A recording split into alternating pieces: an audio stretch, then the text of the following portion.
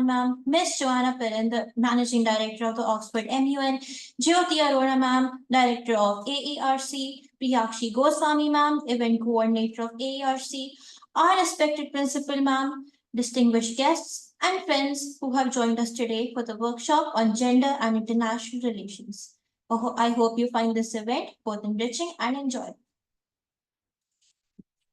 Now I would like to invite our esteemed principal ma'am, Mrs. Amita Mohan ma'am, to welcome the August gathering present here.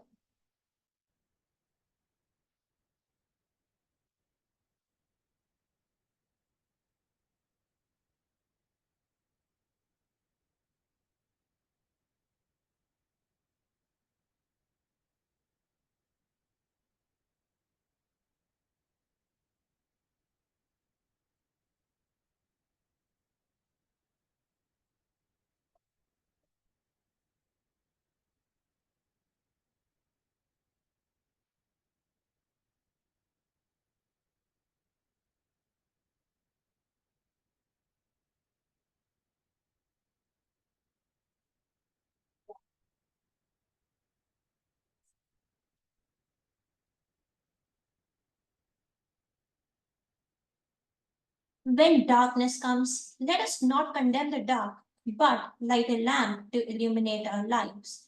Light is a symbol of enlightenment, prosperity, and spirituality. Let us inhale the tranquilized aura by reciting Gayatri Mantra.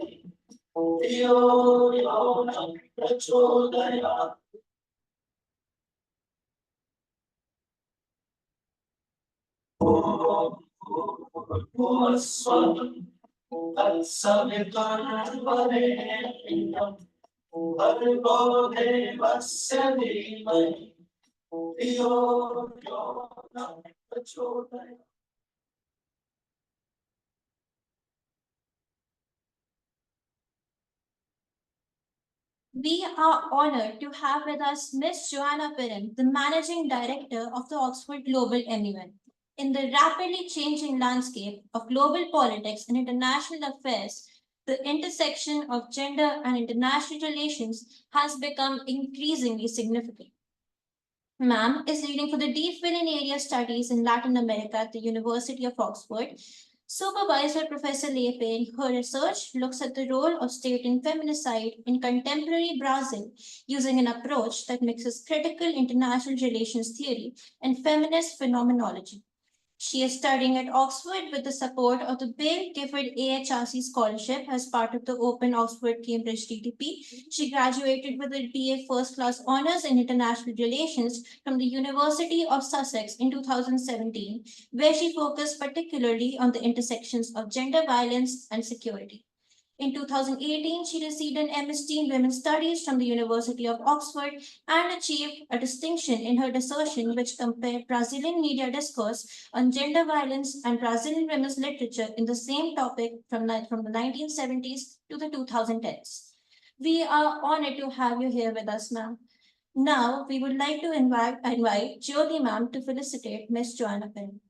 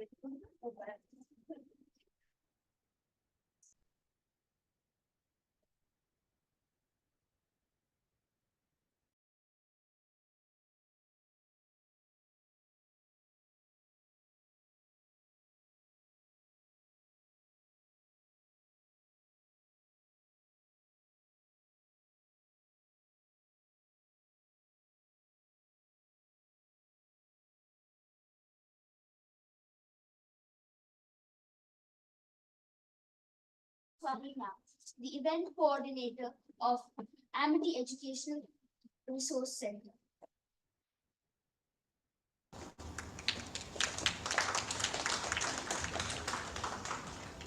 Thank you for giving me the opportunity to share about Amity Education Resource Center. I would like to quickly apprise about the vision, program and collaboration of AERC.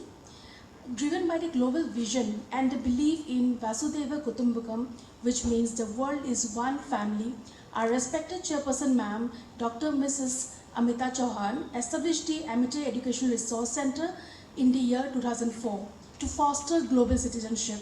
With this vision, AERC initiated its flagship program, Amity International Model United Nations, in the year 2010. Till date, AERC has completed 16 MUN 16 times, organized 16 times MUN and in India, and also in the prestigious campus of Amity University in Dubai and Singapore. With the motive of nurturing leadership, ARC also launched a dynamic interactive Q&A program featuring notable diplomats, that is the Talk with Diplomat program in the year 2021, where interactions with diplomats contribute to the development of global citizens in students. They also gain a sense of responsibility towards global issues and better understanding of their role as informed and engaged citizens. It gives me immense pleasure to claim that at present ARC has established educational collaborations across 35 countries such as USA, UK, Japan, Germany, Norway, Denmark and many more. With this, I would conclude my bit of speech. Thank you.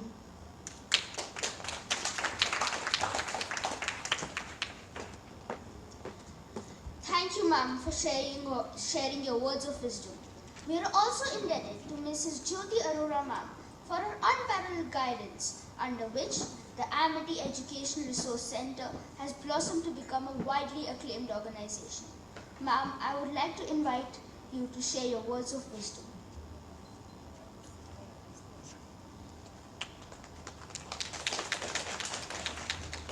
Thank you so much. But I think Amita ma'am wants to welcome all of you, and I request Amita ma'am to please come and welcome all the students. Very good morning to all present here. Good morning. I think you should be very honored and privileged to be attending this wonderful session by Ms. Joana. She's already been into Amity for 2 schools yesterday, and I think we are really obliged to AARC and Jyoti Arora ma'am for having organized and conducted this program and taken Push Vihar as a venue for the whole thing. More than that, I think we owe our gratitude to our respected chairperson ma'am, who has always been thinking day and night for the opportunities that should be given across to the students. What exposure is required to become a global citizen is her endeavor. And that is why, because of her chairperson ma'am's initiatives and commitment, as she says, she's a mother to all of us, the NASA students who won the international competition across the globe was a big achievement, and only because of our respected chairperson ma'am. It's not only NASA getting the Pradhan Mantri Award, winning the F1 races in Singapore, having so many patents to our credits across all amities. I think, Joana, it's really something which is amazing for all the Amitians to be a part of a wonderful umbrella under the chairperson ma'am's dynamic vision, because she feels for each one of you. And that's what she wants. And that is why she's always thinking what other exposures can be given. She's been asking Jyoti ma'am to coordinate and what the other opportunities that can be given. Thank you so much, Jyoti, for organizing all this. Over to Jyoti and welcome all of you, all this faculty from all the Amity sister institutions. Welcome to Push Vihar, and let's hope this session is as enriching as it was yesterday for many of the other students. Thank you so much, ma'am. Thank you. Very good morning to all of you. Thank you, Mohan ma'am, for the wonderful welcome and the wonderful preparation which you and your team members have made for the program today. I'm really grateful to our chairperson ma'am for giving us this opportunity to invite Miss Joana Perrone to Amity campus, not only to Push Vihar. Yesterday she landed at 2 a.m. and immediately in the morning she went to Amity Noida, they were having their Amity Model United Nations conference. So she was literally from the airport, she went to Noida and she was a chief guest and she gave a fantastic interactive talk to the students. And from there she went to Amity Global School Noida, and there also there was a simulation of Model United Nations, and students got an opportunity to ask her many questions. Questions like how to win an MUN conference, how to speak, how to manage a crisis during MUN, and how to make friends, and all kinds of questions they asked. And believe me, I love the answers because ma'am spoke about her real life experiences when she was a student, when she joined the MUN conference, and how she progressed in her life. Right now, children, I must tell you that the first time we met Miss Joana was when we went for the Oxford MUN conference in 2019, 5 years ago. And there we met her, and immediately I could see that someone is in control of the whole program. So Oxford Global MUN is one of the biggest conferences. So many students across the world attend. And of course the Amity team was also there. We were 12 students that year. And she was really very dynamic. And I talked to my chairperson ma'am, and ma'am said, Jyoti, it would be really nice if she can come here and talk to more Amity students.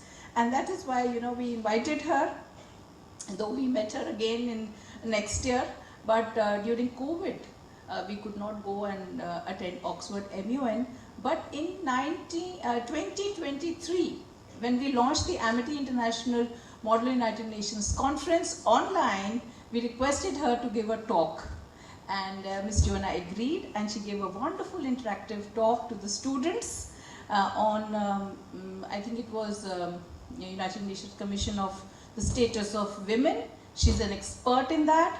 In fact, she's just recently completed her PhD from Oxford University, and she's a doctorate now. And we are really very fortunate that she's here to address you all. How many of you have attended Oxford MUN? I can see yes. Just stand up. Wonderful, wonderful. So do you remember meeting Miss Joana there? So Joana, you must be, and I think there are some teachers also who have attended the Oxford MUN. Sonam ma'am, you were there for the Cambridge. You were there for the Cambridge MUN. Okay, fine, wonderful. Who are the students who are going for the Oxford MUN this year? Wonderful, wonderful, wonderful. And a very warm welcome to the students from Lucknow. There are 4 students, and out of those 4 students, I think 2 are going for Oxford MUN, if I'm right. So it's a wonderful, and we also have a student from the Amity Global School, Gurgaon, who has joined us online. So very warm welcome to all of you. I will not take a lot of time. It's time to have the interactive talk. Over to you, Ms. Joana. Thank you so much for coming.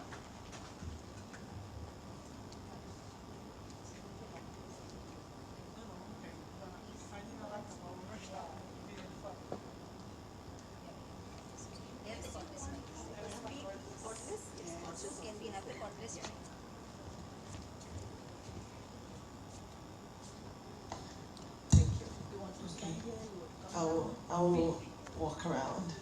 That's how I normally do things. Hi everyone.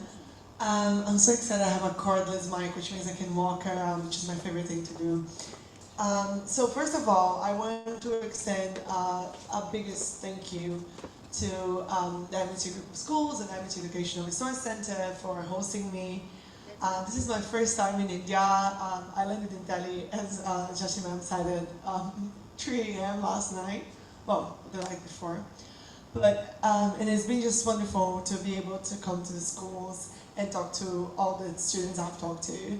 It's also really great to see some previous Oxford MUN alumni and know that some of you will be attending this year. So I'm very excited to see you again, and I will be excited to see you again in the future as well.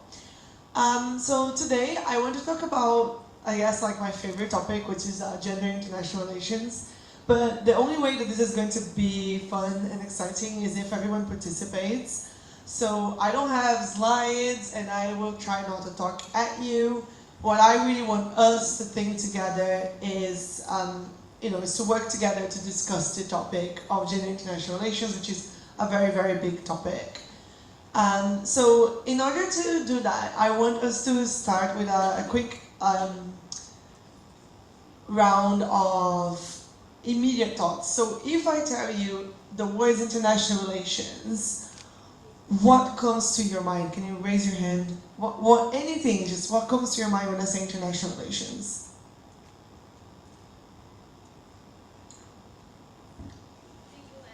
The UN. Foreign policy. Foreign policy. Sorry? Connection between all countries. Diplomacy. Global partnerships. Anyone else? Yeah. Resolutions, that's great. Enmity and allyship. Enmity and allyship, that's great. Trade, that's great. Anyone else? I don't see hands. Let me see hands. Oh, there.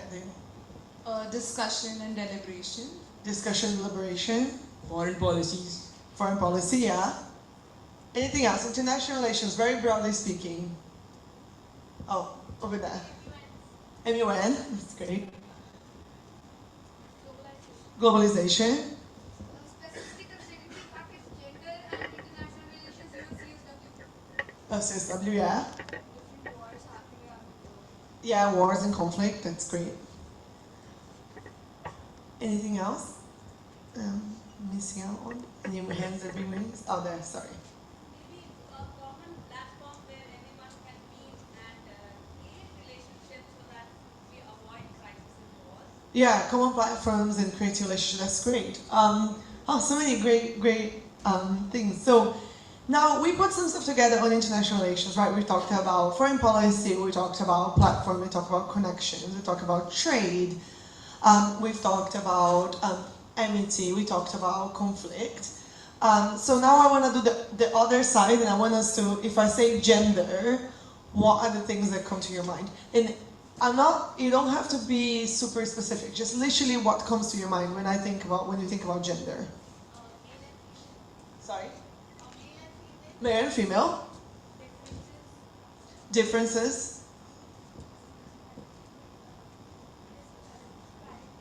Wait, I can't hear you. I'm gonna hop down. Gender disparity. The modernization of the army specifically related to gender. Right, okay. That's great.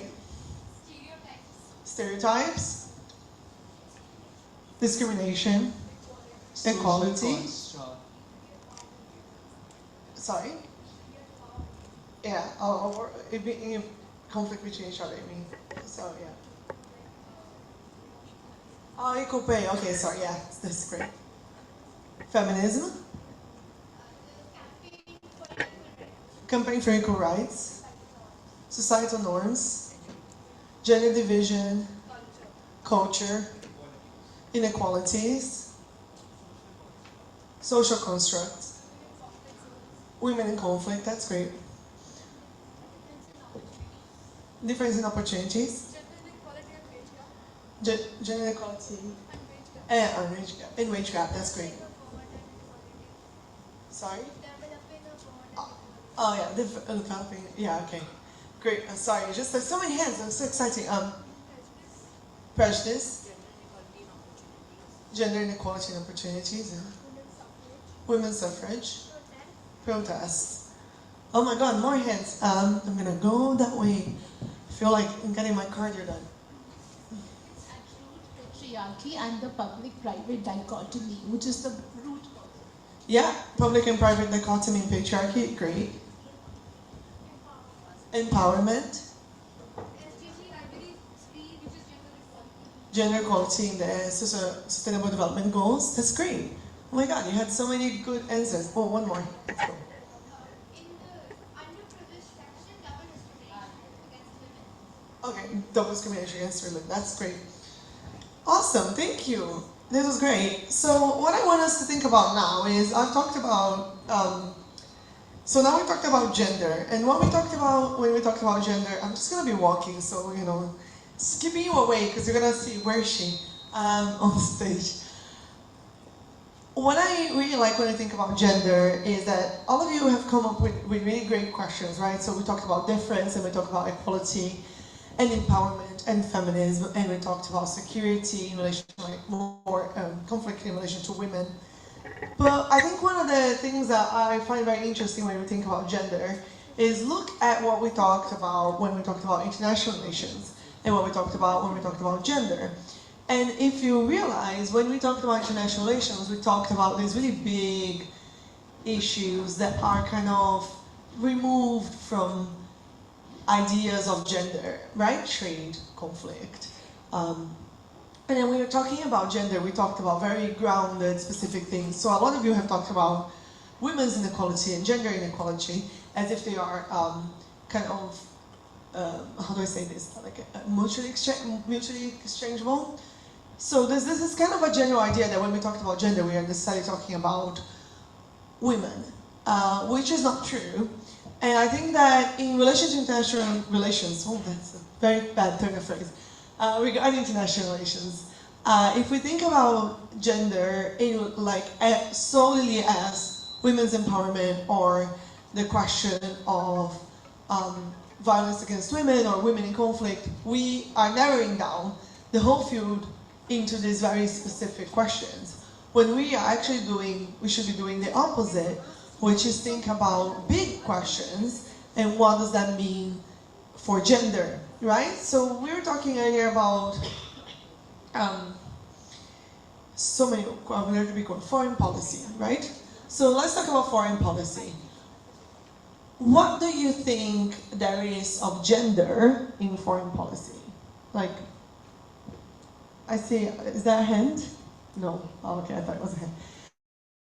Does anyone want to tell me if they think if there is anything about gender in foreign policy? Ma'am, I think gender can play a very crucial role in foreign policy because it allows people of different perspectives to come to light and make a policy that is actually applicable to multiple sections of society.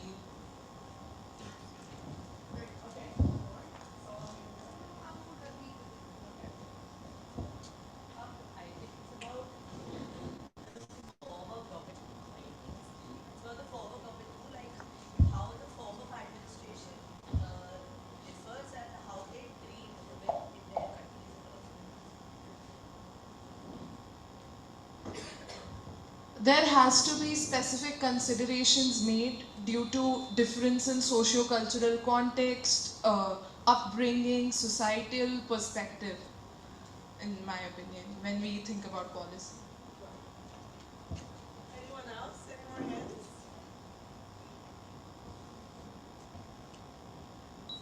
So one of the things I like is that you all raise really good points, right? We're talking about how foreign policy needs to be, how to say, kind of malleable and flexible and take into account questions of gender, for example. But I think that, and then some of you talked about like internal policies, so how does a country internally relate to questions of like gender equality and gender empowerment, which is all very well and good. But the idea is that foreign policy is somehow embedded into how we consider international relations to be. And for a really long time, there is no considerations around gender when we are thinking of international relations as a whole. So if you think about international relations like main schools of thought, I would say the first one that we think about is realism. And the idea on realism, which you probably have heard before, goes something like this. We have countries, they're all vying for power, there is no overarching authority, and therefore they are forever in conflict. And the relationship is always contingent on power and how the people relate to power, right? And then of course you have like liberalism, which is a different form of, very different from political theory liberalism. Okay, this is international relations liberalism, which basically considers that the idea is that all countries are striving for cooperation, and therefore the international organizations and international aspects of trade or partnership are going to be the like guiding sources in international relations. And foreign policy can be broadly divided into the way that a country approaches this idea. So sometimes they will be more rationalist, more realist policy, foreign policies, considering especially specific historical periods, and then sometimes they will be more striving towards a more liberal approach to international relations, in which they're going to be emphasizing cooperation, international organizations, etc. So far, so good. Are you with me? Yeah? Cool. But the question that lies beneath all this is, which is a subject that kind of got us to the point that we're thinking about foreign relations that way? And particularly in realism, this subject is considered to be a man. And by that, I don't mean a man like every man that you know, etc., but the ideal construct of men from the time that this started, which was around the 1940s, 50s.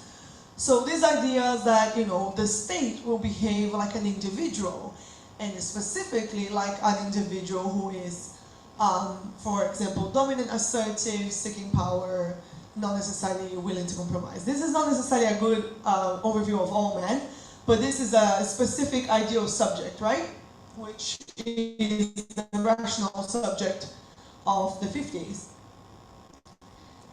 And even the the liberal subject that we are thinking is cooperative and engaged, is still set upon ideas of then what we're going to see in the with the emergence of the UN, which is like a rational actor that believes that cooperation is the key to success and is doing so in order to achieve, to make rational choices in self-interest. And all of this overarching idea that we have about international relations is extremely gendered, right? Because if I were to ask you what you consider the, traditional women's subject to be, you would probably not use the same words or characteristics. Does that mean that, we have to abide by very specific characteristics of what is a woman or what is a man? No, I'm not saying that we should go back and say all men behave this way, all men behave this way. But it is important for us to think, if we go to international relations and we have this idea of how the countries behave and how the institutions behave, and our framework for this idea is a man in the 50s, we can understand why this might be reductive when we are facing 2024 challenges. Does this make sense to you? So what do you think, are the other characteristics that are interesting and maybe are not present in this, vying for power, self-assertive, self-interested subject that we are seeing in foreign policy more generally? Does anyone want to tell characteristics that they think that maybe are more useful or that are not being seen? Anyone wants to raise their hand? Anything?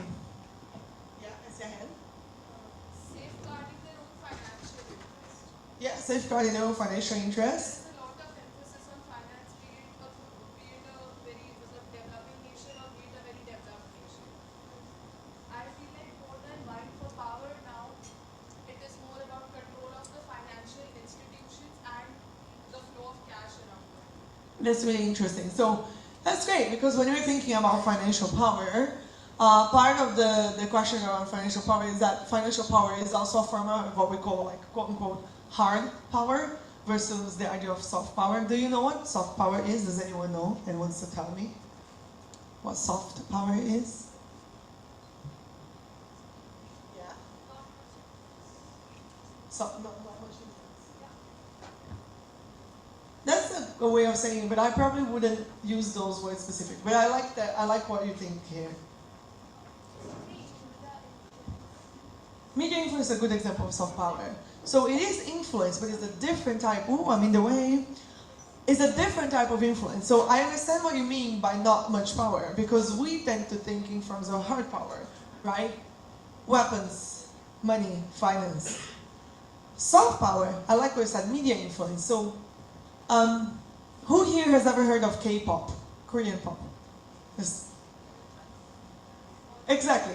K-pop is a great example of soft power, right?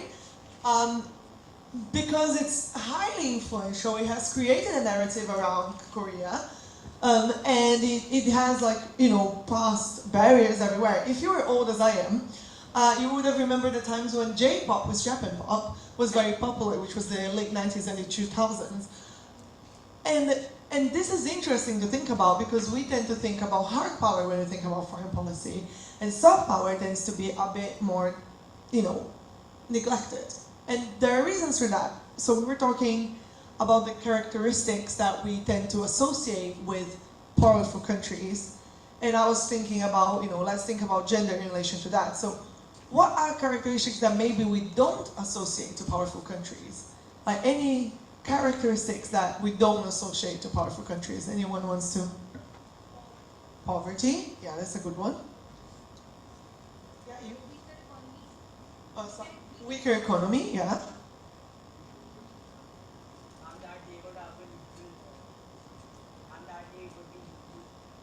Oh yeah, like neutrality, yeah. That's great. Anyone else? Oh, that? A lack of nuclear weapons, yes. Sorry. Was that inequalities? Yeah. Now you sorry. Military dependency.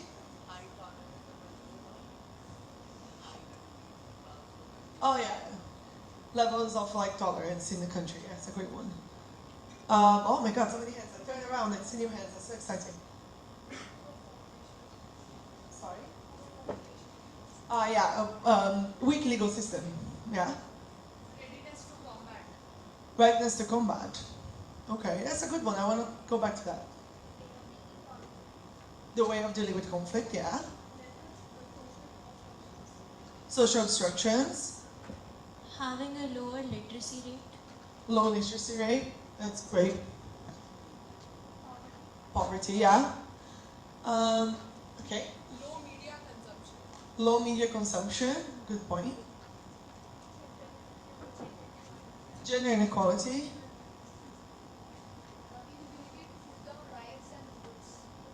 Inability to put down rights and votes. That's a great point. So, I'll take one more and then I'll go back. Lack of international recognition, yeah. And finally, weaker legislation. Okay, great. So, so all of you pointed out great things about countries that maybe are not as recognized in the world stage, but I want to go back to a couple of adjectives that all of you use. So there was a lot of weak. So the idea of being a weak economy, or a weak legislation system, or a weak foreign policy. And then some of you talked about issues around literacy, education, and economic development. I want us to think about this, because we are thinking about two different characteristics here, right? One of them is very objective. We're talking about literacy rates, economic rates, etc. And the other is all about perception. So how do people relate to, what do we consider to be a weak stance or a strong stance? So someone mentioned neutrality. We have a very famous example of a country that is considered to be quite strong, but is well-known neutral, which is Switzerland. Everyone knows Switzerland is being neutral in many, many conflicts for a really long time. But it is not, I wouldn't say it is considered to be a weak country in the international scenario. Partially because it has a lot of financial institutions in Switzerland, partially because it is a rich country, partially because of its location in the global scenario. But then when you look at other countries, so for example, let's look at two cases of countries that are developing countries. So India is a good example of that. Brazil is another example of that. So I'm going to talk about my country and your country, which are countries that tend to perform more poorly than Western counterparts, but tend to be perceived as very strong diplomatic players in their regional scenarios. even though they have very different foreign policies from India and Brazil, they have very different ways of dealing with foreign policy. So Brazil has been historically known as a cooperative player in international scenario, a player that plays both sides, tends to be quite a friendly player in international scenarios. And this is what allowed Brazil to grow as a diplomatic player. Not because it was strong, or because it had a very strong army, or because it had a very strong financial backing.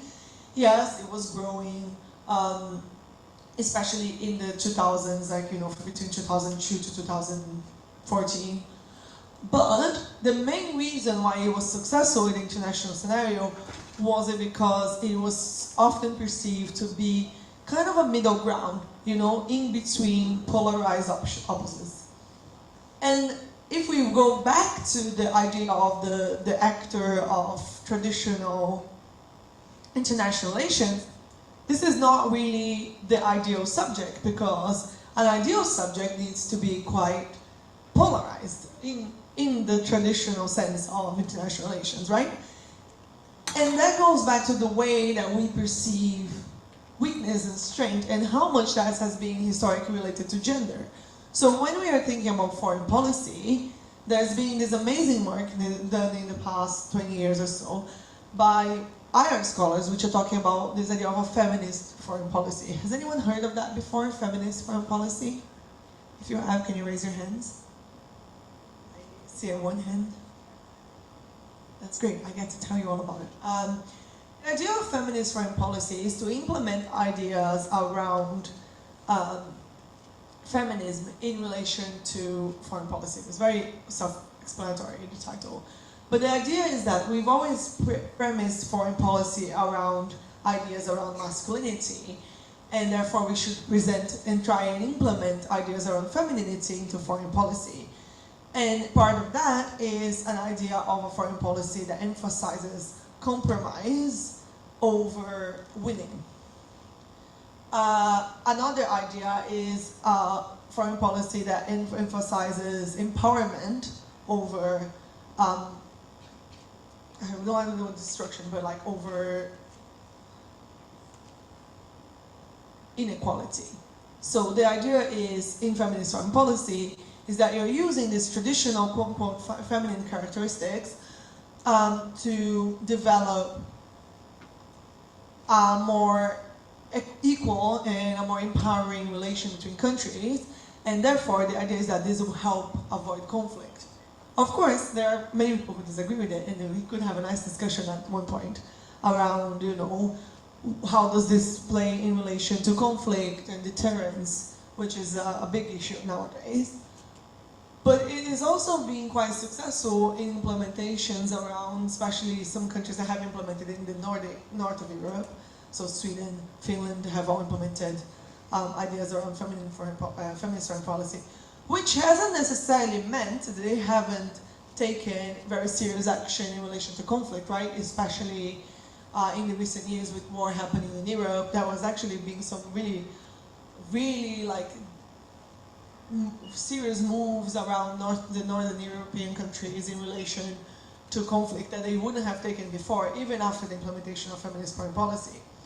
But I think what I'm trying to get at here, and what I want to discuss a little bit with you, is this idea that we think about gender as something that you put into international relations. So we are talking about international relations, we're talking about big trade, conflict, inequality, and then we're actually talking about gender, we are talking about this kind of subcategory. So it's women's inequality or women's economic empowerment. But the reality is that they are not separate from each other. So if we tend to think about international relations without gender, we are actually thinking of international relations with gender. It's just not really a very holistic approach to gender. Does this make sense to you? Yeah? I get very excited, so I talk very fast. So if I'm talking too fast, you're going to let me know. I think that what I'm trying to get at here, now, and I want to kind of open for us to discuss a little bit, and I would love to hear your thoughts, is, someone's talking earlier about poverty, for example. And, poverty is completely gendered. Poverty, historically, women have been much more likely to be in poverty than men. and they still are. And many of the most successful programs for poverty eradication have actually been based around giving women money for the local communities. We talked about trade, and the same goes, like, the ideas of entrepreneurship and trade when they are investing as well in considering the scenarios of gender. That also means that we are probably contributing to trade as a whole. Similarly, in other parts of the country and in other regions, we have the opposite problem. So the fact that men have been pushed out of jobs due to the setup of international global trade, and being pushed out of jobs, that we are actually having more poverty among men or less prospects for men in certain areas of the world. And this is also gender. And the fact that we need to think about all these pieces together makes actually the title of this workshop a little misleading, because I don't actually think that there is something as gender and something as international relations. There is something that is international relations and that has gender in it. Because every element of our lives has gender in it, whether we like it or not. Gender is a characteristic that is present in everyday life, and therefore is present in institutions, is present in the way that these institutions are built, and fundamentally is present in the way that we have created international relations as a whole. So, to wrap up, and I want to open for questions and discussion, so I would love to hear what you think. When we think about international relations, we think it's something that is always there. There was always international relations. And in reality, there was not always international relations. International relations is a discipline, it was constructed. The institutions that exist today are constructed in time, and they are rooted in history. And therefore, they are also rooted in gender. And if we are unwilling to think that these institutions are gendered, and if we think that gender is just something that we add to whatever we already have, we are missing out on a massive amount of potential change that we could have if we were to actually interrogate how did we get where we are in relation to international relations, and how did we get where, what are the things that we can do forward-facing, like future-facing, that actually consider all the aspects of gender, so men and women, in a way that is empowering, equal, and it seeks resolution, and what everyone was saying earlier today, like platform, interaction, conversation. So in order to actually talk about that, I would love to actually open the conversation and hear a little bit of both your thoughts and your questions around this topic, or any topic, honestly. I'm happy to chat about anything. But it would be great to hear what you think about this, if you had thought about this before, if this is new to you. So I'm gonna wrap up now and pass the floor to questions. See a hand.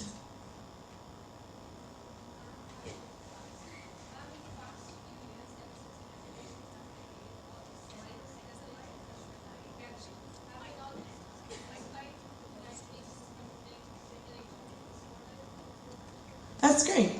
So the question was, what do we think about the fact that, ever since the United Nations was established, that all the Secretary Generals have been men, and what do I think about it? I have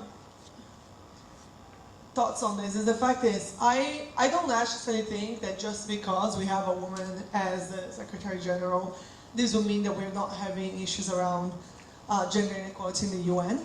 But I do think it's a bit shocking that, considering the vast amounts of women working in foreign policy, we never had a Secretary General. And I do think that the UN should be worried about the fact that while it has made an effort to integrate different nationalities in the role of the SG, it hasn't really made the same efforts in regards to gender. So I think what I would think about is, I think my question back is, what would it mean to have a Secretary General that is a woman? What are the actual meaningful impact that you think that this has? And therefore, and then I think just thinking about that for the future, what do we, what are we gaining from it? And then why maybe what would we losing from it? I don't know if that makes sense to you, but just, I feel like we talk a lot about representation, and I always want to know why, kind of. Any other questions about anything? Come on. Oh, so many hands. Okay. Okay, so my question is, how can diplomats and international negotiators better incorporate gender perspectives? That's great. I think that I would say that probably the first thing that we want to do is think about gender all the time. It's a bit silly, but if we think about most topics, we don't think about gender unless we're talking about a gender topic. And I think that the best way to think about it is when we look at a policy or we look at an idea, is like, is there a difference in the way that this is implemented to men and women? Is there a way that what are the assumptions that are underneath this idea that might be, relevant? So I'm going to talk about gender here. I'm just going to talk about something else. So for example, one of the things that we had in Brazil during COVID was that we had this support from the state for people who were struggling because of COVID.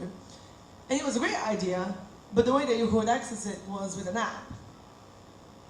And not everyone has an app, can access the app, is literate to access the app, has the digital literacy on top of like the actual literacy to access the app. So there were premises on the idea of the app that were missing, because no one thought necessarily, because it's very easy for me to say, oh, let's make an app, because for me it's very easy, I love an app, So I think that the same needs to be done with gender. So when we implement any policy, the thing is this, applicable to women, to men, to women like me, to women who are different than me, to men who are different than my friends or my colleagues. And that is probably the best way to be less blind to gender disparity. Okay, before taking the questions from the students, I think we can take the questions from the online students. There are 5 of them. Yeah, sure. Yes. Aril, are you there? Yes, student from Lucknow. Yes, tell a question, ask a question. Morning, ma'am. Ma'am, my question was, how do gender dynamics influence diplomatic negotiations and international treaties? That's a great question. I love it. So I think that there are a couple of questions around gender dynamics that influence international treaties. So I think the first one is related directly to the genders of the negotiators. Like there have been many studies that have shown that upon a negotiation, men tend to fare better than women.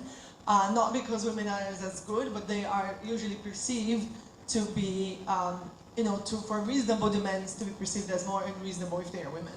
So this could be a way in which treaties and negotiations get affected by gender. And I think the other one goes back to what I was speaking earlier about the gender blindness. So treaties and negotiations that are not actually implementing or thinking about the gender impact of those treaties and negotiations are then can have actually like consequences that are gendered, even though the idea behind the treaty itself probably didn't think about that at all, right? So I would say that these are the two dimensions in which gender affects negotiations. So in the immediate negotiation space, where we have to contend with sexist attitudes and norms, and then in the broader space in which implementation of policy can oftentimes be quite gender blind, because it's thinking about quote unquote the big things I was talking earlier, like conflict or trade, without thinking about how that goes down into people's everyday lives. Okay, can we have the next question from Lucknow? Ma'am, my question is, what role does gender play in effectiveness of teaching missions? Peacekeeping. Ma'am, peacekeeping missions. Sorry, can you repeat the question? His question was that what role does gender play in the effectiveness of peacekeeping missions? Oh, great. That's a great question. So, peacekeeping missions are a big topic in international relations, which I unfortunately don't have the time to cover everything with you. But I think that there are a couple of questions around peacekeeping which are important for us to take into account in relation to gender. So the first one is what we consider to be peace, and the way that peace has been oftentimes, this is another big IR theory discussion, conceptualizes the absence of war, whereas a lot of research has been done that peace might be better emphasized or considered to be like a good life rather than absence of conflict, right? Because you can have absence of conflict and still be really in suffering. I think one of the issues that we have around peacekeeping missions is that they often are quite strict in their gender dynamics, so they tend to perceive women and children as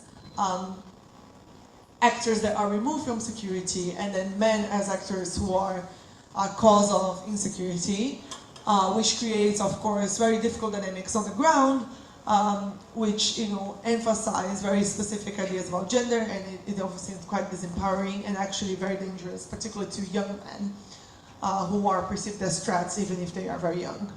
And then the other aspect of peacekeeping, which is very sad, is that there have been many documented cases of gender violence by peacekeeping missions in several instances across the last 30 to 40 years.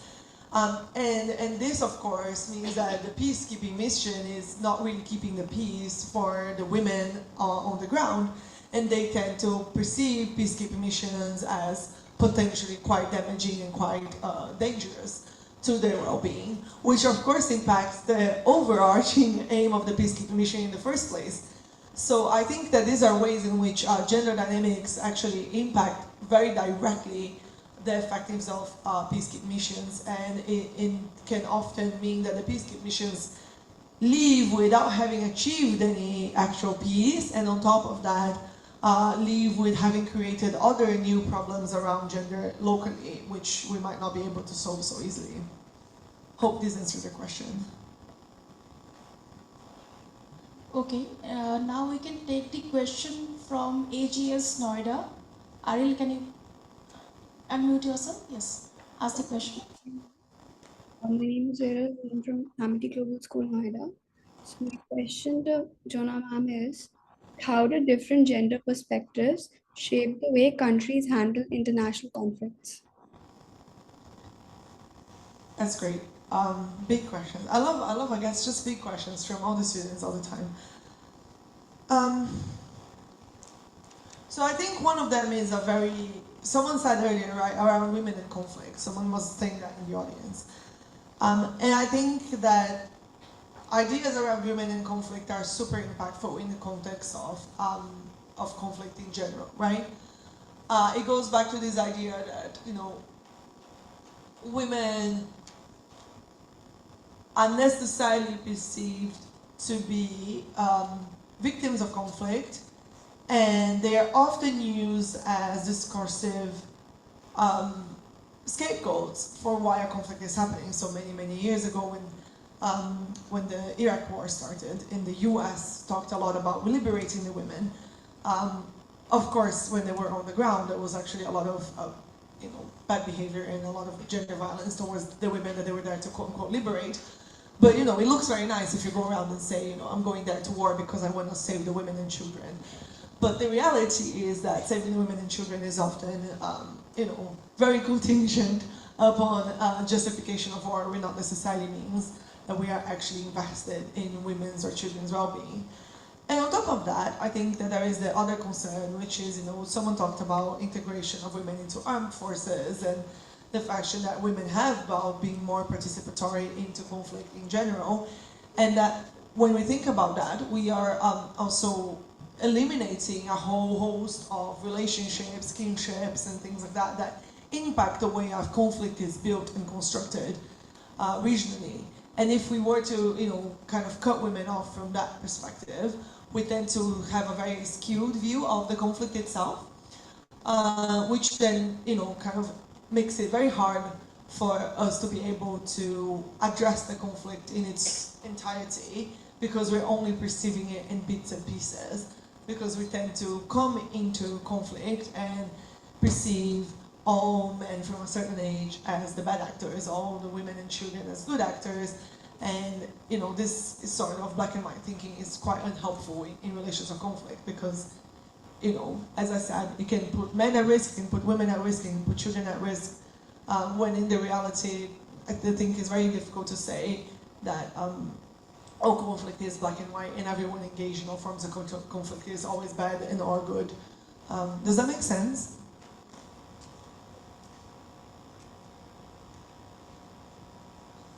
Does it make sense to you guys? Okay, cool. Okay, we'll take one questions from each school initially, and if time permits, then we'll increase the number of questions. So we'll start with AIS Push Bihar. Anyone who wants to ask a question? Okay, so many hands. So let's start. Good morning, ma'am. I am Anna, and just like you, I'm also extremely excited about this topic. So I have a lot of questions, but because of the time, I'll just ask one. So I wanted to ask about your thoughts on the displacement of women and trafficking in conflict-prone areas. Great question.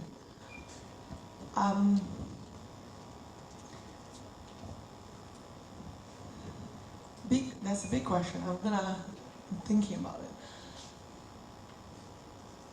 I think that the issue of trafficking has been quite prominent in the last few years, and I was very lucky recently because I was at the Society of Latin American Studies conference in Amsterdam at the start of the month, and I was working with this amazing scholar who was in the same panel as me, and she works primarily with victims of trafficking in Latin America. And one of the conversations that we had is that we tend to think about trafficking as a very specific subject. So I always go back to this idea of what we perceive things to be and what things are in relation to gender particularly, but I think it applies to everything else. So we tend to see trafficking as bad external people who kidnap women and take them, and it's awful. But actually, while that is a form of trafficking, there are other forms of trafficking of women who are much more close to home. And which are much more dangerous because we don't tend to perceive them as threats. So I think that one of the things that when we're thinking about the question of women in relation to violence and of trafficking in particular is that we have to move away from this idea of like the external threat, internal safety, because unfortunately the majority of violence against women happens within the home or within the family dynamic.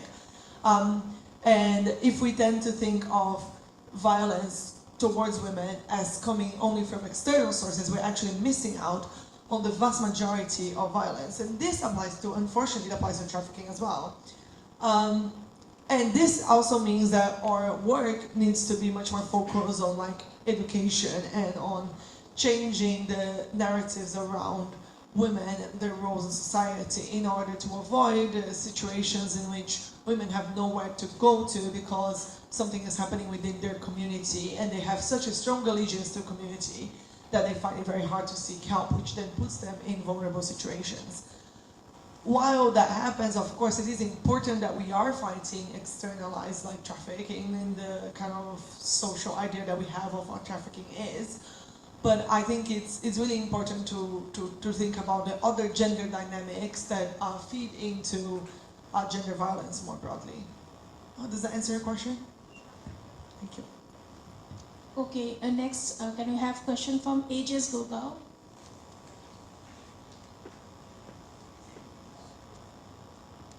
Hello.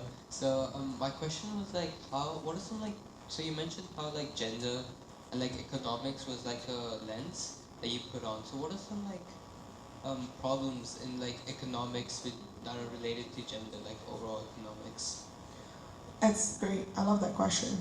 So I think I talk a lot about the lens thing because I think everyone talks about it. It's like hat. People are like, the hat theory, I'm going to take out my hat here and I'm going to put the gender hat now. And there is no gender hat. So in terms of economics, I think a great example of this is how do we measure economics and economic well-being, right? And how do we measure, for example, who is the person that is most impacted by inflation? In general, this would be the woman who does the food shopping of the household. They are the first ones to perceive inflation, and they are the first ones to be impacted by inflation, especially if inflation is affecting produce. And this has a whole host of consequences, right? Because it impacts the whole family unit if the woman who is doing the shopping is unable to cook as much or with the quality that she used to. It can impact the nutrition of their children, it can impact the health, overall health of the family. So for example, inflation disproportionately affects society, affects society as a whole, but usually the first people who feel inflation are women. And this is something we don't talk a lot about because we tend to think of inflation as kind of like something that you see, right, in the news. We're like, oh, the inflation is rising, everyone is having a hard time, but you know, the reality is that some people feel it first. Another good example of economic issues that affect women is that in general, is what I said earlier about the success of programs that gave money directly to women. For example, this was a big case in Brazil, right? We had the Bolsa Família, it was a conditional cash transfer program, so which was given to the woman head of household, not the man head of household. And it was contingent on her sending kids to school and getting them vaccinated, etc. And it also helped a lot with other issues that we had. So for example, since women had the control of the money in the household, then she could prioritize feeding the family rather than, you know, if she had a husband who had an issue with abuse of substances, for example. That was also, you know, like helpful with families that were in situations in which they had their income was linked to farming, so therefore they had months where they had a lot of income and then potentially months where they had no income at all. And that managing of finances was extremely helpful for the entire family to be lifted out of poverty, not just the women that received the cash transfer. So these are ways in which economics, with the take into account gender, they can become better. So if we measure inflation through foodstuffs and through talking to women, there have been so many researchers that show that if you do that first, you're more likely to spot inflation rising than if you just wait for the normal factors that indicate inflation to come up. So these are just two very good examples of why we shouldn't just put the lens of gender on top of things and just think about everything as a whole, basically. Thank you. Next question, we'll take it from AIS V6. Good morning, ma'am. With respect to the feminist foreign policy and the idea of compromise over winning, is there a possibility that women's participation in the peacekeeping missions that you mentioned actually reduce the chances of a conflict occurring? Great question. I would say it is. Like, I think I always have a hard time answering these questions because I don't like to subscribe to the idea that all women are necessarily more peaceful than men, and vice versa, right? I think that we're all individual people, and you know, I know so many men who are much more peaceful than I am, and vice versa. But I think it is important that we consider that the gender dynamics of peacekeeping missions can be incredibly impactful on the actual peacekeeping itself. So I do think that integrating women into peacekeeping is probably quite helpful, in the same way that I think that integrating women into foreign policy in general is quite helpful. So we were talking about the UN earlier, and I don't think that there is necessarily an issue with, you know, having a male SG in the UN is inherently worse than having a female SG in the UN. I don't think that that's the case, but I do think that if we have more women SGs or more women in peacekeeping missions, we are more likely to get new perspectives in peacekeeping, in foreign policy, and therefore new perspectives is always better than old perspectives. And new ideas and multiple ideas is always better than old ideas and one single idea. So I think if that answers your question, I hope. Thank you. That was a great question. Okay, next we'll take AIS V1.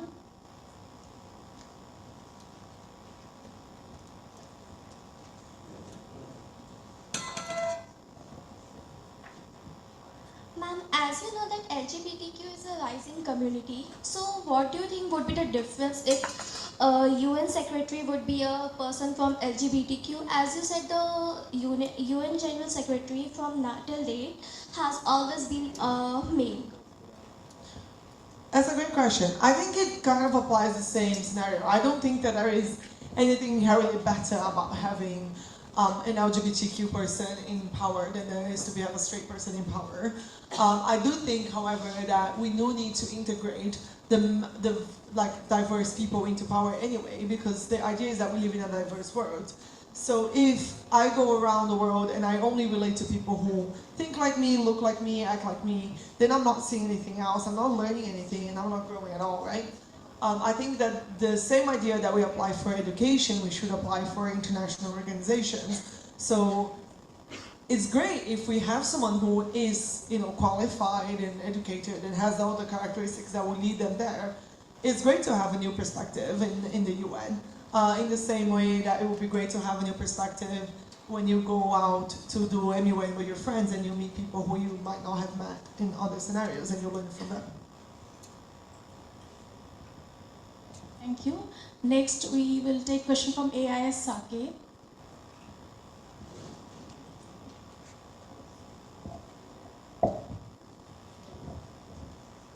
Right. Firstly, thank you for that talk. Very enriching. My question is that we see that a lot of governments in the world are male dominated, right? The heads are all males. But then there are few governments where the heads are females.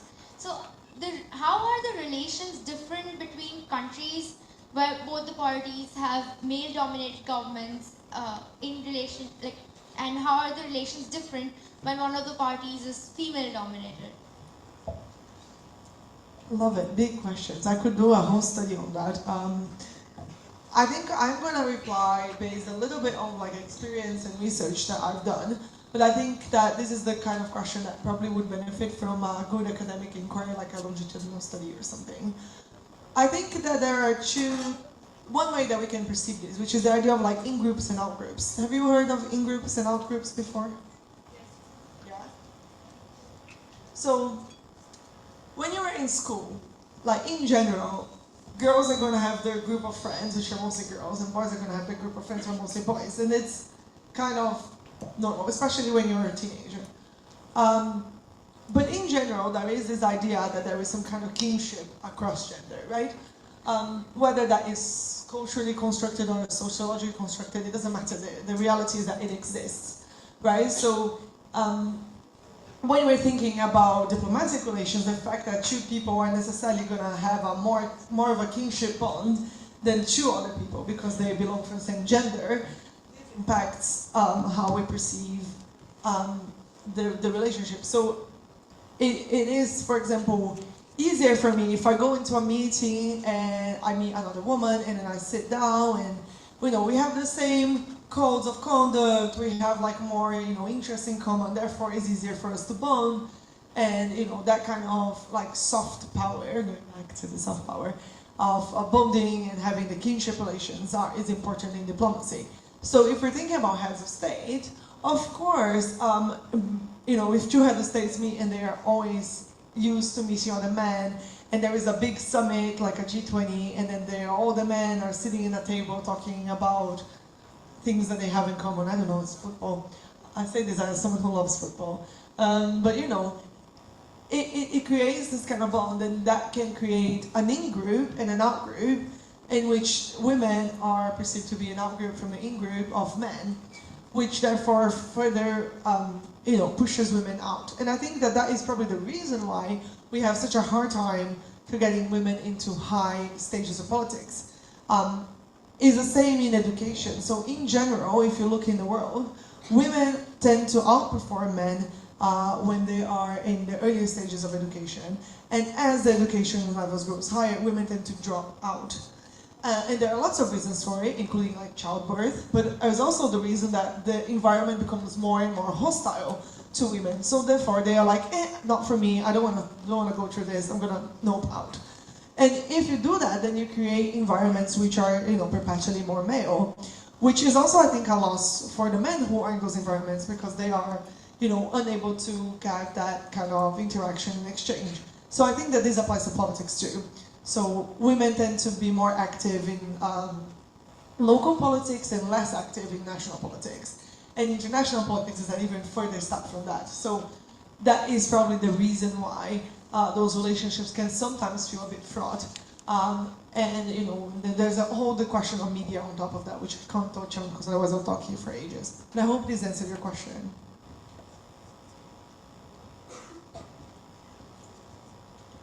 Next is AIS Mayur Vihar.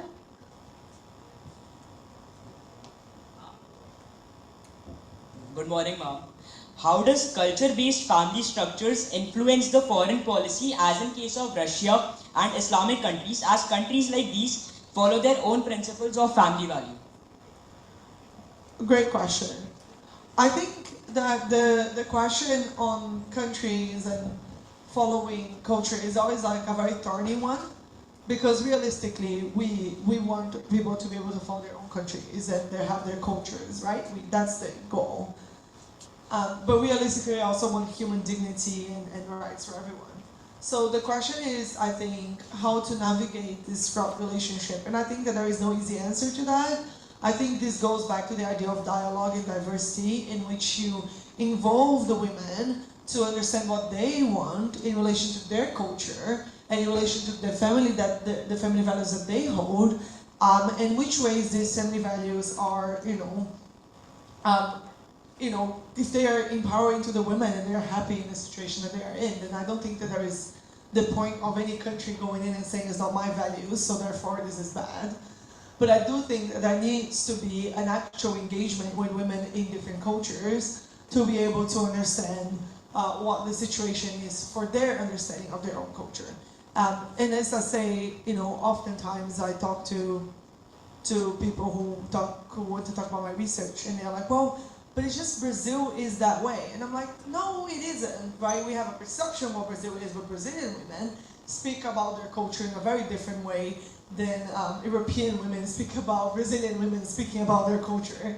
So, once I was doing my research and I was talking to other Brazilian women about what do we consider to be our culture, it was probably quite a different answer than I would have gotten if I hadn't talked to women who were in the culture.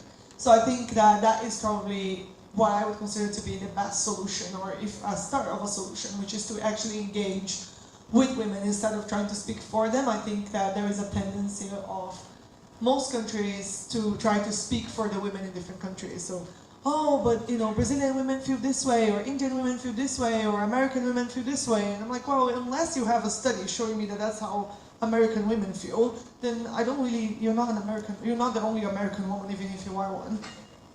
Does that make sense?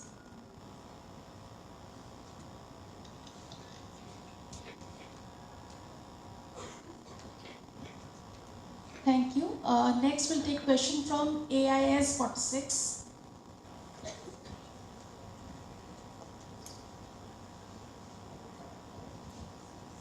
Hi. How do we search on foreign policy and international relations of our portfolio? Any portfolio it can be. What are the most trustable websites to do so? Oh, that's a great question. I love that. I love talking about research. So, I think going through the official institutional channels are always great. So most governments will have a foreign policy, a foreign affairs ministry, where you can access their documents. So looking, and oftentimes they will have it in English as well, so it's quite helpful. I would say that this is probably a great way to start. So look at what the government itself has published, so you can kind of understand what the government's speaking about their own foreign policy, right? Because once again, if I go and read the newspaper about someone's take on a government foreign policy, I'm still reading about what someone else thinks, rather than what the government thinks of their own foreign policy. I think it's really important to be aware of biases when we are researching foreign policy. So looking at our government's own sense of foreign policy is good, because you can, even if you have a critical view of it, you can kind of understand what the point is. And I also say, like, the UN website is great. All the UN organs have their own sub-websites They have so many reports. It's amazing. Like you can find a report on like literally anything that you want to research. So, you know, small arms trades. You have a report for that. You know, like COVID impact on women's empowerment in South Africa. You have a report for that. You literally will find a report on like mostly everything, and they will always be well researched and with full structured methodologies, which I think is really important. For like broad research, I think it's always fine for you to just research things like literally Google stuff, look at Wikipedia. There is nothing wrong with looking at these big sources. But what is really important that you do is that you actually look at the source that you're looking. So look at the website. What is the goal of the website? Is it selling you something? Is it saying something to you? Is it informing you? Is it an opinion piece? Is it a research piece? Is it a news piece? Who is writing it? Is it like someone who is, you know, a journalist? Is it a scholar? Is it just someone who has a blog? And if they have a blog, are they like an actual person that exists and has actual degrees or whatever, or just someone who is like trolling on the internet, because that happens. So having this kind of relation to the actual material that you're reading makes whatever material you get to, you can kind of make an assessment of whether or not that suits you. You can find incredible websites that are blogs from like scholars and things like that can give you great information, but you need to be able to separate that from things that are not good. So I would say that, you know, official websites, great, and then if you want to look at other things, really examine the source itself, not just the text, but who is writing, where is it written, what is the goal of the text, and things like that. Does that make sense? Yes. Awesome. Okay, next we have AIS G43.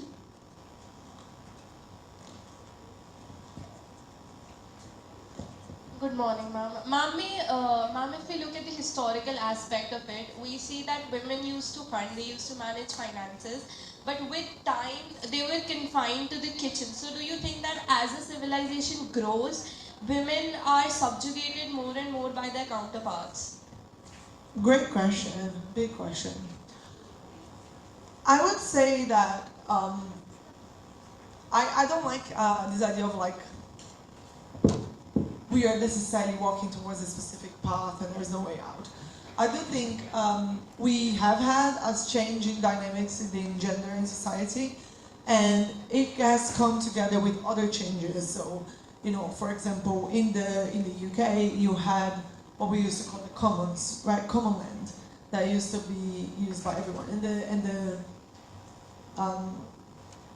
cutting off of the access of the commons of areas came together with, for example, marginalization of women workers into the environment of the home. So those things came together, and they had a myriad of other aspects to them that were not necessarily subjugation of women as the end goal. I do think that we have had a growth of certain aspects of gender empowerment without the consideration of other aspects of gender empowerment. So many of you might have heard of the idea of the double shift. So women that go into the workplace because they are now, one, required to because we need two incomes for the home, and also because they can, but they are still going back to the home in the evening, and then they have to do all of the housework. So therefore they end up doing the double shift, right? They do a full shift of the job, and then they get home and they have to do the full shift at home. And there has been, I think, a lot of work into trying to dismantle the ways in which gender has been constructed. But I do think that the idea of like subjugation of women needs to be considered within the broader idea of gender dynamics. So the fact that women have lost financial independence has also come with, you know, in a lot of times the increase of men who have taken on extra work time to be able to manage the household income that they could in 20 or 30 years ago do with a 9 to 5. And now they have to do a 9 to 5, a 6 to 11, and a midnight to 6 a.m. shift. So I think that these things need to be taken into account together. However, I do think, and I've spoken about this yesterday when I was at one of the schools, that we are facing new challenges in technology and in economic development and economic challenges, and that the only way that we can avoid a situation in which women get more and more, as you say, subjugated, is to consider the dynamics of gender before these technologies get fully implemented. Consider how we the answers that we give to the challenges that we're facing are also being, gender equal and providing empowerment to women and men in society. Does that make sense? Cool, thank you. Okay, we have the last question from AIS Noida. Okay, we have to select. Okay. Good morning, ma'am. I have always wondered while thinking about gender and international relations in general, how would it affect global conflict and global conflict resolution strategies if women were in the lead of the world? Love that question. It's something I see really often, like on social media, as kind of a joke, right? If women were leaders of the world, we wouldn't have war. I think that that's a very narrow reading. I feel like we probably would have war in any scenario. But I do think that the fact that we have constructed an entire international system that is predicated upon the existence of war. So the way that we have created the system that we see nowadays, so the UN system, was we had a big war, we want to avoid a big war. So the idea was always that the war is an imperative that we're trying to avoid, rather than something that is just it can be avoided. Right? The idea is that we're always fighting against a potential war, and I think that the fact that we have based upon so much upon the idea of this kind of rational subject, which makes so much part of like how men are educated in society. And this doesn't mean that men are self-serving or like, as I said, I don't like that narrative, but it does mean that some of the characteristics that we have given to the international system as givens, as like this is how the international system operates, it can never operate the other way. How much that has not actually made the international system operate the way that it does, I think that is a big question for me personally, which is, if you keep pointing at something and saying, I don't know, I have a cat. This is a very silly question, but I have a cat. My cat is very naughty. My cat wasn't socialized properly, so she does a lot of like soft biting, right? And she bites a lot. And for a really long time, my friends used to come around and they would just be like, it's okay, she just bites, that's what she does. And I'm like, no, stop telling my cat that just because she's naughty, she can be that way. Because if I just keep reinforcing that it's just normal behavior, she's never going to change. So I had to teach all my friends, if you're playing with my cat and she bites, don't keep playing with the cat. Leave the cat alone. She will learn that if she bites, playtime is over. And it took me a long time. And I use this analogy because there is this idea of like we have a given, right? The international system is, violent conflict, we have no overarching authority, all international organizations have somehow failed, and then if we keep repeating that to ourselves over and over again, I think we have a tendency to just get caught up in this idea that there is no change possible. And I think that when we talk about women being all heads of state and like that creating change, is sort of a way to think like, oh, we need to change all the parameters to be able to affect change. And I do think that the parameters would shift if woke up tomorrow and we were in a world that was like, Barbie world.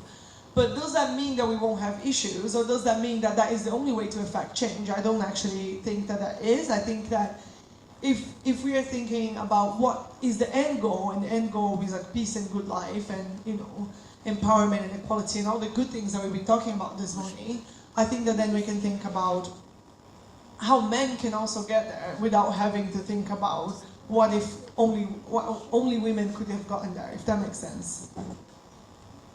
Thank you. These were such great questions. I love them. Thank you so much for answering the questions so patiently. Now, I'm sure you'll be tired. You can just rest for a while.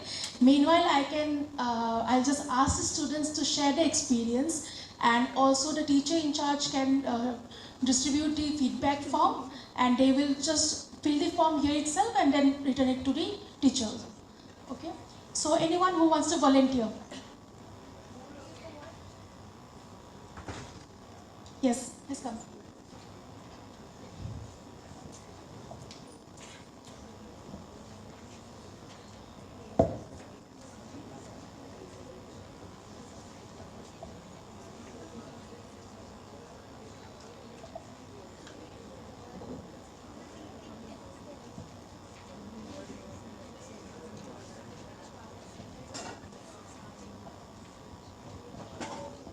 So honestly, I would say that as a person who wants to go to the United Nations when I grow up, this was very informative and I feel very enlightened because I have just started to discover about international relations and all, and I decided that I'll be doing it because I want to make an impact on the world, not just my country or just my place, but to the world, so that at least my life as a whole is useful. So I think that I felt really enlightened, and that the question that you posed, that why should there be a United Nations Secretary General as a female, I think we shouldn't be needing to prove ourselves the way men didn't need to. We don't need to either, because the only difference between us is biology. That's it. So yeah, that's it. Thank you. Thank you. Anyone else who wants to volunteer?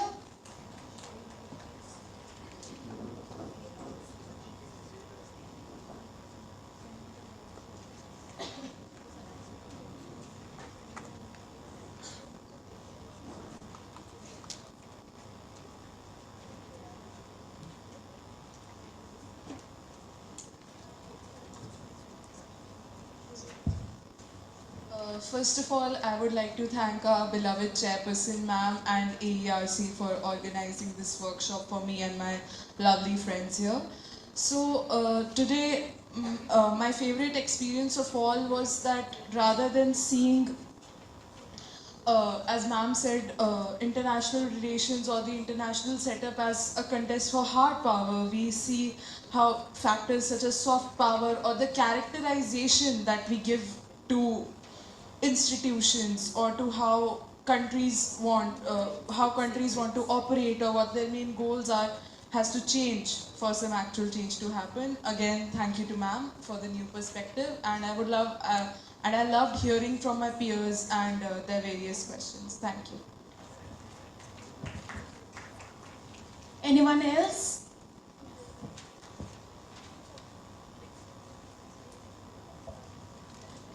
Good morning, ma'am. I am Devanshi Vyas of Amity International School, Noida, and thank you to our beloved chairperson, Dr. Mrs. Amita Chauhan, ma'am, for providing us such a wonderful opportunity, and to the AERC, and especially to you, Joanna, ma'am, because as someone who's very interested in gender and international relations, the insight that you provided was truly remarkable, and I would love to hear more and more, but unfortunately, and especially learning from everybody else and just seeing the correlation between gender and international relations and realizing that gender exists everywhere and it is a part of our daily life, but it's not acknowledged as such. And just hearing about how gender influences foreign policies was very inspiring to me as someone who wants to be the Indian representative at the United Nations in the future. It was very inspiring to hear your insight and very enriching as well. So thank you, ma'am.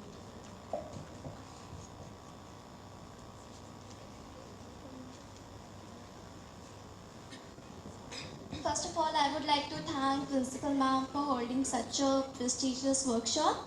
And Ms. Joana Ma'am, thank you for such a inspiring talk as gender and international relation. Gender, being a woman, I guess it's always a male patriarchal society and less female patriarchal. So I'm always thinking like, why always men? Why not women? There is always the empowerment of male, choosing male for everything. So it has always been my dream for to women to be in a top position in military, politics, and whatsoever. And also Oxford MUN is my dream university. So I've always been excited whenever there's a workshop for MUN. I have to enroll for that. So I've also enrolled for Oxford Global MUN, and I've been I have the topic of DRC, Democratic Congo Republic. So for the research work, I'm thinking what basically do we have to put on research, and where do we have to do our research work from?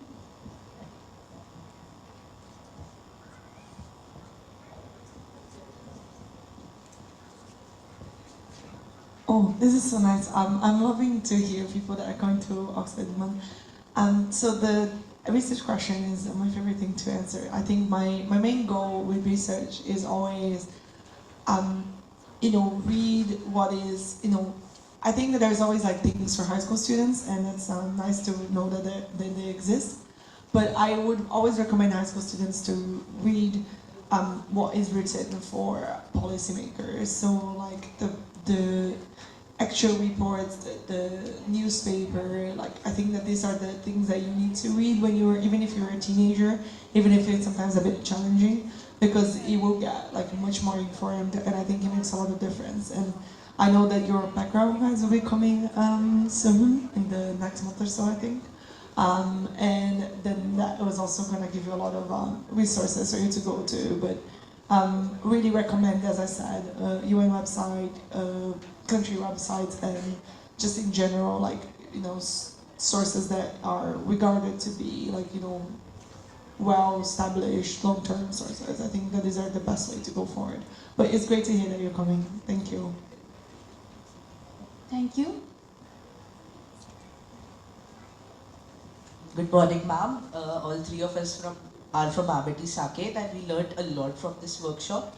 What I personally learned is how hard power and soft power works, and how foreign policy is influenced by gender and vice versa. About how liberal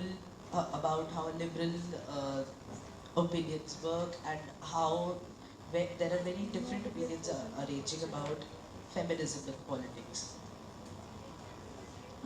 Good morning, ma'am. Firstly, thank you for such an enriching session. So the main thing that I learned from today that really opened my eyes is that we tend to think of gender as a very separate issue from all the other issues in the world. So like this issue may come and go and times will change, but gender is an issue which will always remain. So what I learned was that it is not a separate issue, because as gender is a part of our identity almost, and it is present everywhere. So we do not need to discard it or discuss it separately, because it's a part of every issue, and we need to acknowledge that. Good morning, ma'am. Firstly, thank you to Chairperson ma'am and Jyoti ma'am, and of course to you for this wonderful talk. For me, honestly, when I read the message that came to us that there's a workshop on gender and international relations, it was very exciting for me, because I've always been this person who hates conservatism, who is always, onto the path of gender equality. So whenever that term comes up, I'm always very excited. And I think I learned so much over here, because you integrated a lot of concepts to, the topic of gender, and especially relating gender to international relations and feminist foreign policy. That was something that I've not heard much about earlier. So hearing about that right now was a very enriching experience. Thank you so much for that. Any more students? Yes, come.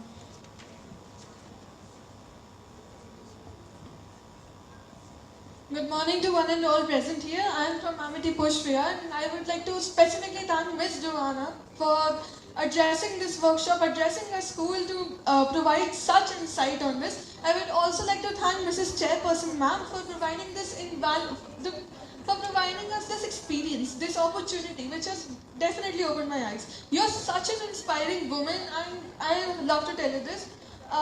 The amount of perspectives that I've gained from the peers here, from all my peers that are present here, as well as you, the amount of relations that I never knew. I never knew about how inflation had always impacted women first. You have opened my eyes. I'd like to thank you for that. Thank you.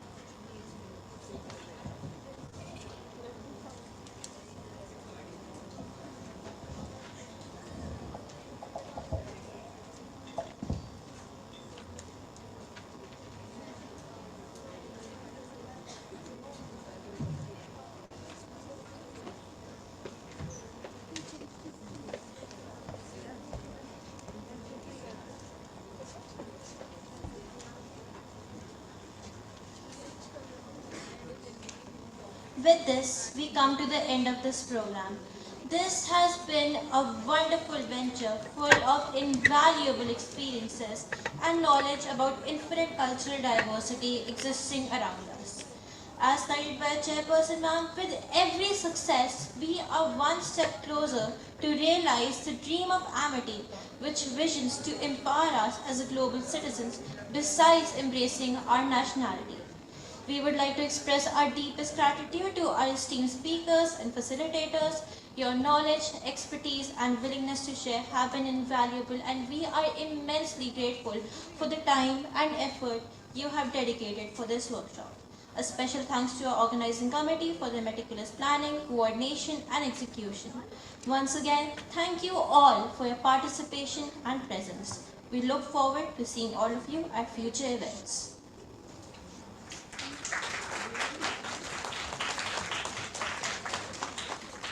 Now I would like everyone to come to stage for the group photograph.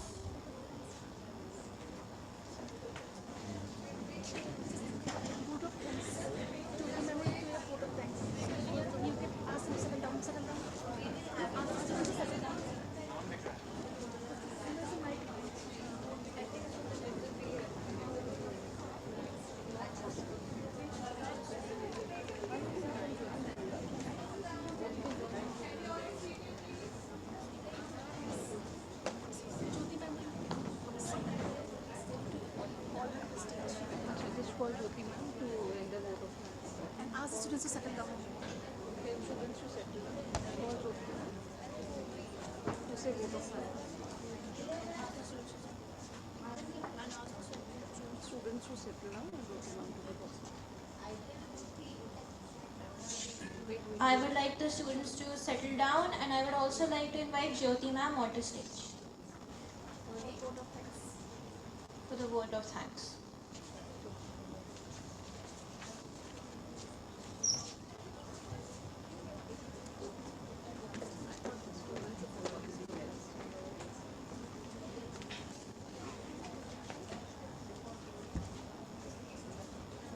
What a wonderful workshop we just had, children. I think it's one of the rare occasions when we have somebody like Joana, who is so experienced, and she has been organizing and managing the Oxford Global MUN for so many years. She's the managing director. She has been the Secretary General of Oxford Global MUN, and she's so young. So it's so easy and relatable that you felt that you could ask questions. The best part about the workshop, Joana, today was the interactive session which we had with the students. That was really very wonderful, and thank you so much for that. I think everybody enjoyed, and they, a new world with new perspectives have opened for our students. So a very big thank you to you. A very big thank you to our chairperson, ma'am, who has this vision of grooming children Amitians to become world leaders and nurturing diplomacy and global citizenship in our Amity students. And from that vision of Vasudev Kutumbaka comes these programs through the AARC. So ma'am, thank you so much, and we look forward to meeting you today. And I also want to thank Amity Pushvihar to organize such a beautiful program. I love the seating arrangement, this semicircular. This is the first time I'm seeing this kind of arrangement. So we were closer to Joana. The interaction was much more fruitful. Joana could move around freely and meet the students, and we could have a very nice interaction. Thank you, Mohan ma'am, for your wonderful team, right from the beginning, from the lighting of the lamp, and for making all this wonderful arrangement, registration, so much of work was there. So thank you so much for this wonderful planning, and thank you to all the schools who could participate. Thank you to the principals, to the teachers who have accompanied the students. I'm sure even you have some feedback to give us, please do. And to each and every student who was attentive and 100% present for this moment. It's a wonderful Amity family we have. We can interact with each other, we can exchange our views, we can learn so much. And hats off to the Amity Synergy. Thank you so much, each one. Thank you.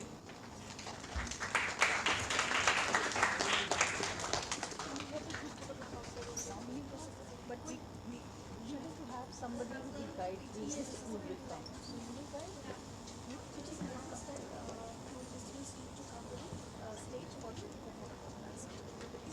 student or teacher बोले responsible और teacher please guide okay come together.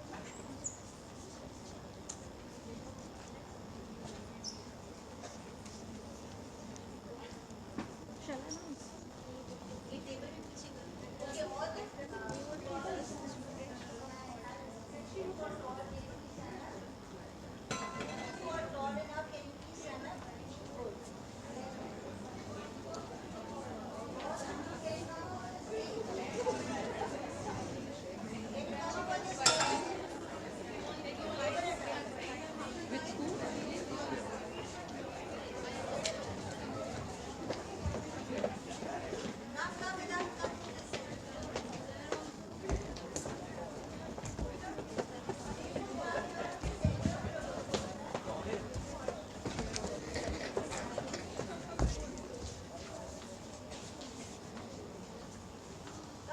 Form a semicircle, I think that would be better. Yes, that would be better. Form a semicircle and go a bit back, shift back.